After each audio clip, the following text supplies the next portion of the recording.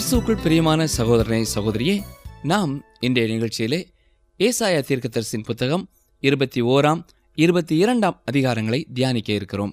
ஏசாயா 21 அதிகாரத்திலே பாபிலோன், ஏதோம் மற்றும் அரேபியா என்ற 3 பாரங்களை குறித்து பார்க்கின்றோம். மொத்தம் 11 வகையான பாரங்களை ஏசாயா தீர்க்கதரிசி நம்மோடு பகிர்ந்து கொள்கிறார். பாரம் என்பது தேவனுடைய நியாய தீர்ப்பை குறிக்கிறது. இந்த அதிகாரத்தில் 7, 8 மற்றும் 9வது பாரங்களை குறித்து நாம் பார்க்கிறோம். இவை யாவும் அன்றைய நாட்களிலே வாழ்ந்த மக்களுக்கு மிகவும் தெளிவாக சொல்லப்பட்டது என்பதை நாம் உணர்ந்து கொள்ள முடியும். இன்றைய நாட்களிலே வாழ்கிற நமக்கு அவ்வளவு தெளிவாக புரிந்து கொள்ள இயலவில்லை. ஆதலால் இந்த அதிகாரத்திலே வருகிற காரியங்களை குறித்து அநேக கருத்துக்கள் வேத வல்லுநர்களால் சொல்லப்படுகிறது. இந்த அதிகாரத்திலே சொல்லப்படும் வார்த்தைகளை வைத்து இது எந்த தேசத்தை குறிக்கிறது என்பதை நாம் கண்டுகொள்ள இயலும். கடல் வனாந்தரத்தின் பாரம் என்பது பாபிலோனை குறிக்கிறது. தூமாவின் பாரம் என்பது ஏதோமை குறிக்கிறது. அடுத்து அரபியாவின் பாரம். இந்த பகுதிகள் யாவும் இஸ்ரவேல் தேசத்திற்கு எதிரிகளாக இருந்தவர்கள். ஒவ்வொருவரும் தேவனுடைய ஜனங்கள் மீது ஒவ்வொரு துன்பத்தை கொண்டு வந்தவர்கள். எனவே குறிப்பிட்ட காலகட்டத்தில் இவைகள் தேவனுடைய நியாய தீர்ப்பை அடைகின்றன. தேவனுடைய வார்த்தைகளில் இது அநேக பிரசங்கிக்கிறவர்களால் புறக்கணிக்கப்பட்டதொரு பகுதியாகும். நீங்கள் இந்த பகுதியை குறித்து எப்பொழுதாவது பிரசங்கம் கேட்டிருக்கிறீர்களா? இந்த கேள்வியை உங்களை நீங்களே கேட்டு பாருங்கள். இந்த பகுதியை குறித்த பிரசங்கத்தை நீங்கள் ஒருபொழுதும் இதற்கு முன் கேட்டிருக்க மாட்டீர்கள் என்பது உறுதி. இது மக்களால் புறக்கணிக்கப்படுகிற பகுதியாக உள்ளது. அதே வேளையிலே இந்த பகுதி 1000 வருட அரசாட்சிக்கு முன்புள்ள காலம், உபத்திரவ காலத்திற்கு முந்திய காலம் போன்றவற்றை தெளிவாக சொல்லுகிறது. இந்த அதிகாரத்தில் அநேக உருவகங்கள் பயன்படுத்தப்பட்டிருக்கிறதை நாம் பார்க்க முடியும். ஆகவே உருவகத்திற்கான அநேக விளக்கத்தை நாம் காண வேண்டும். உருவகங்கள் ஒரு ஓவியத்தை போன்று உண்மையை வெளிப்படுத்துகின்றன. இதை நாம் முக்கியமாக மனதிலே கொள்ள வேண்டும். இப்பொழுது இந்த பகுதியிலே கர்த்தர் சொல்லும் காரியங்களை ஆழ்ந்து தியானிப்போம். ஏசாயா 21 அதிகாரம் 1 வசனம். கடல் வனாந்திரத்தின் பாரம், சுழல் காற்று தென் திசையிலிருந்து எழும்பி கடந்து வருகிறது போல பயங்கரமான தேசமாகிய வனாந்திரத்திலிருந்து அது வருகிறது. கடல் வனாந்திரத்தின் பாரம் என்பது ஒரு வித்தியாசமான விளக்கம் இல்லையா?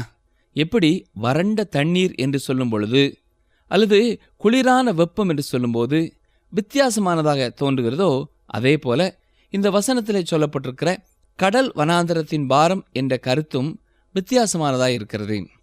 இந்த வசனத்தை வாசித்து பார்த்தால் இது எந்த நாட்டை குறிக்கிறது என்று உங்களால் சொல்ல முடியாது. ஆனால் 9ஆம் வசனம் வரை தொடர்ந்து வாசித்து வருவீர்கள் என்றால் 9ஆம் வசனத்திலே பாபிலோன் விழுந்தது என்று சொல்லப்படுவதை பார்க்கிறீர்கள்.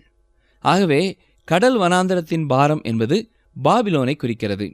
பாபிலோன் உலகில் ஒரு சிறந்த வல்லமையுள்ள நாடாக வரும் முன் அதனுடைய அழிவு மீண்டும் முன்னறிவிக்கப்படுகிறது.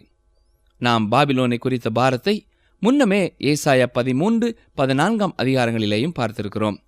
பாபிலோனை குறித்த பயங்கரமான திகிலை கொடுக்கின்ற தீர்க்க தரிசனங்கள் வேதத்திலே கொடுக்கப்பட்டிருப்பதை பார்க்கலாம். இங்கே அதனுடைய அழிவை குறித்து இன்னும் அதிகமாகவே சொல்லப்படுகிறது. பாபேல் கோபுரத்தின் மூலம் மனிதர்கள் தேவனுக்கு எதிரான இணைந்த ஒரு கலகத்தை முதலில் செய்தார்கள். இறுதியான மற்றுமொரு இணைந்த கலகம் என்று கூறலாம். இதை வெளிப்படுத்தின விசேஷம் 17, 18 அதிகாரங்களிலே காண முடியும். இங்கே மத சம்பந்தமான பாபிலோனையும் வணிக சம்பந்தமான பாபிலோனையும் காண முடியும். கடல் வனாந்திரம் என்பது முரண்பாடு கொண்டுள்ள வாக்கியமாகும். பாபிலோனின் அமைவிடத்தை குறித்து பார்க்கும்போது இது வனாந்திர பூமியிலே யூப்ரட்டிஸ் நதிக்கரையிலே அமைந்துள்ளது. இந்த பூமிக்கு நதியிலிருந்து வெட்டப்பட்டுள்ள கால்வாய்களிலிருந்து தண்ணீர் பாய்க்கப்படுகிறது. பாபிலோனை குறித்து எரேமியா தரும் விளக்கத்தை நாம் எரேமியா 51 அதிகாரம் 13 வசனத்திலே பார்க்கலாம். திரளான தண்ணீர்களின் மேல் வாசம் பண்ணுகிறவளே, திரண்ட சம்பத்துடையவளே, உனக்கு முடிவும் உன் பொருளாசைக்கு ஒளிவும் வந்தது என்கிறார்.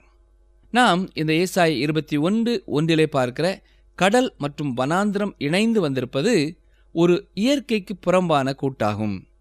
இதே இணைப்பு வெளிப்படுத்தின விசேஷத்திலேயும் காணப்படுகிறதை வெளிப்படுத்தின விசேஷம் 17:3 நாம் பார்க்கலாம். ஆவிக்குள் என்னை வனாந்தரத்திற்கு கொண்டு போனான். அப்பொழுது 7 தலைகளையும் 10 கொம்புகளையும் உடையதும் தூஷணமான நாமங்களால் நிறைந்ததுமான சிவப்பு நிறமுள்ள மிருகத்தின் மேல் ஒரு ஸ்திரீ ஏறியிருக்க கண்டேன். இந்த வனாந்தரத்திலே தான் பாபிலோனை குறித்த காரியத்தை யோவானுக்கு தேவன் வெளிப்படுத்தினார். வெளிப்படுத்தின விசேஷம் 17ஆம் அதிகாரம் 1-2 வசனங்களை பாருங்கள்.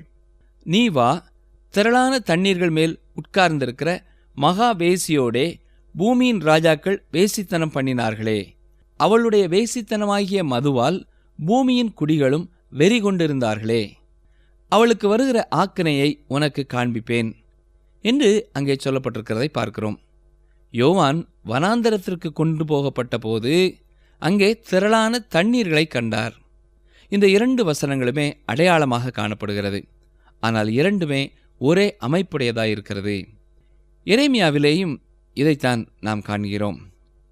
பாபிலோன் விக்கிரகங்களுக்கு பிறப்பிடமாகவும் ஆடம்பரத்தினால் நிறைந்ததாகவும் மாயையான சமயத்திற்கு ஊற்றாகவும் காணப்பட்டதினால் இது கானல் நீர் போன்று வனாந்தரத்திலே காணப்படுகிறது. இது ஆச்சரியமானதொன்றாகும். கடல் வனாந்தரம் ஒரு ஓவியம் போன்று காணப்படுகிறது. பாபிலோன் ஒரு அழகான இடம் அல்ல. இது பாலைவனத்தில் காணப்படும் கானல் நீர் போன்றதொரு இடம். இங்கே ஓடைகளும் பாலைவன சோலைகளும் காணப்படவில்லை. ஆனால் தேசம் முழுவதும் மூட பழக்க வழக்கங்களாலும் உருவ வழிபாட்டினாலும் நிறைந்திருந்தது. மனிதனுடைய ஆத்மாவிற்கு தேவையான ஜீவ தண்ணீர் அங்கே இல்லை. இதைத்தான் ஒவ்வொரு ஊழியரும் விசுவாசிகளும் சபையும் அறிய வேண்டும். என்னுடைய சபை மற்றவர்களுக்கு ஜீவ தண்ணீரை கொடுக்கும் ஊற்றாக இருக்கிறதா, அல்லது பாலைவன கானல் நீராக இருக்கிறதா? நான் ஜீவ தண்ணீர் ஊற்றா அல்லது கானல் நீரா? அடுத்து ஏதோமை குறித்த பாரத்தை நாம் பார்க்கிறோம். ஏசாயா 21ஆம் அதிகாரம் 11ஆம் வசனம். தூமாவின் பாரம். சேயீரிலிருந்து என்னை நோக்கி, ஜாமக்காரனே, இரவு எவ்வளவு சென்றது என்று கூப்பிட்டு கேட்க. சரி, தூமா என்பது எதை குறிக்கிறது? இது ஒரு அடையாளமாக சொல்லப்பட்ட வார்த்தை. ஆழமான அர்த்தத்தை கொடுப்பதற்காக இந்த வார்த்தையை பயன்படுத்தியுள்ளார். மக்களுக்கு செய்தியை எளிதாக தெரிவிப்பதற்காக இப்படிப்பட்ட வார்த்தைகளை ஏசாயா பயன்படுத்தினார் என்று பார்க்கிறோம். தூமா என்பது ஏதோமை குறிக்கிறது. தூமா என்பதற்கு அமைதி என்று அர்த்தமாகும். இன்னும் கூட இந்த பகுதி மிகவும் அமைதியான பகுதியாக காணப்படுகிறது. சேயீர் என்பதற்கு கடினமான அல்லது ரோமம் நிறைந்த என்ற அர்த்தம். ஏசாதான் சேயீரில் இருந்த முதலாவது மனிதன். ஆதியாகமம் 36ஆம் அதிகாரம் 8ஆம் வசனத்திலே பார்ப்போம் என்றால், ஆதலால் ஏசா சேயீர் மலையில் குடியேறினான், ஏசாவுக்கு ஏதோம் என்றும் பேர் என்று அங்கே சொல்லப்பட்டிருக்கிறது. இந்த ஏசா ரோமம் மிகுந்தவன். சேயீர் என்பதற்கு புயல் என்றும் அர்த்தம் உண்டு. இந்த பகுதியிலே அதிக புயல் காற்று வீசுவதுண்டு. அமைதி மற்றும் புயல் என்று பார்க்கும்போது என்னதொரு அருமையான செய்தி அங்கே காணப்படுகிறது. கவனித்தீர்களா?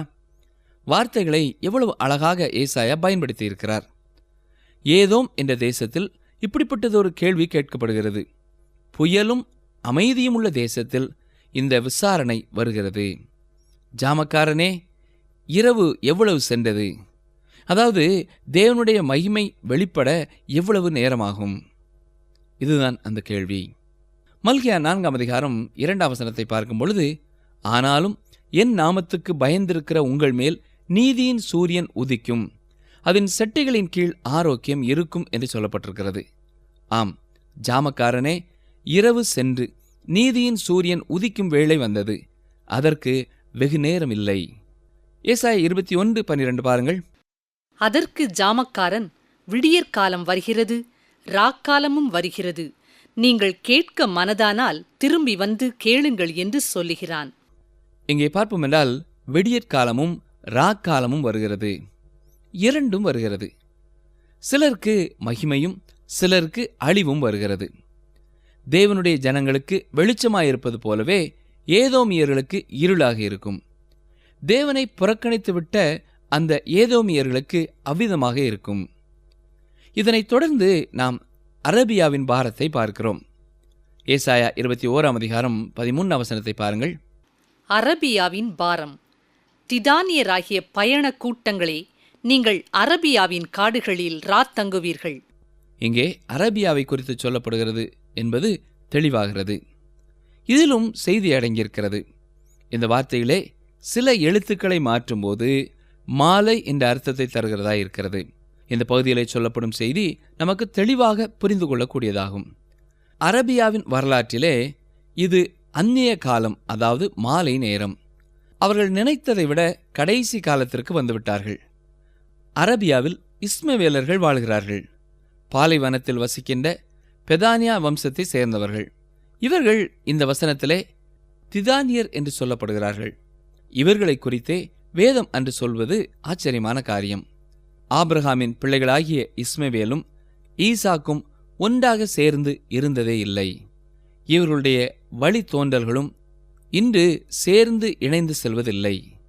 அரபியர்களும் யூதர்களும் ஒருவருக்கொருவர் எதிராகவே காணப்படுகிறார்கள்.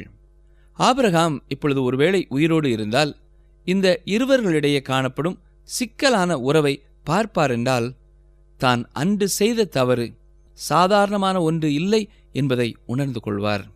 ஆம், பாவம் தன்னுடைய பணியை செய்வதிலே என்றும் ஓய்வதில்லை. மனித வரலாற்றிலே இது தொடர்கிறது. இது கிரியை செய்து கொண்டேதான் இருக்கிறது.